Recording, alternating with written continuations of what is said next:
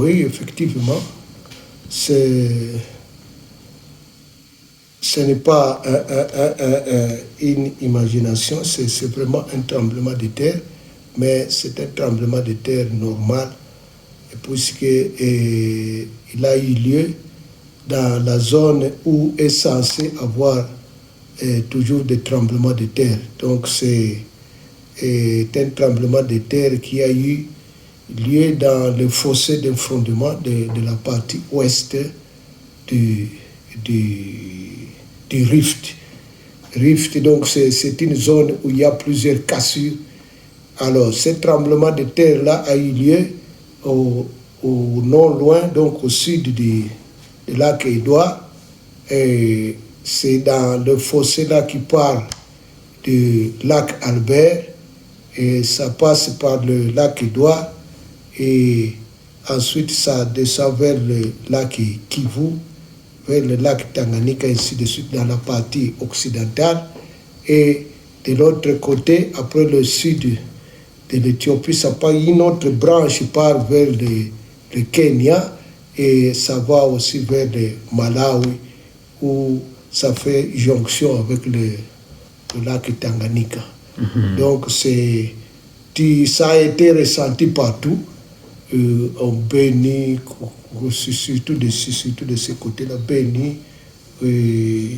Butembo, et puis Goma, et puis même Massissi, puisque ça avait c'était un tremblement de magnitude 5.4. 5.4, c'est très fort. Donc c'est de tels tremblements de terre.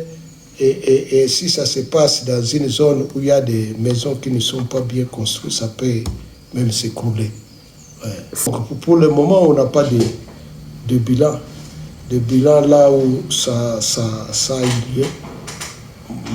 Si ça a eu lieu dans une zone où il n'y a pas de construction, ça ne va rien apporter aucun bilan. Mais si ça avait eu lieu, par exemple, dans les cités là où il y a quand même une forte agglomération, il peut y avoir des dégâts. Peut-être un message d'apaisement pour la population qui pensait que... Ce tremblement de terre a eu lieu en dehors de notre zone volcanique.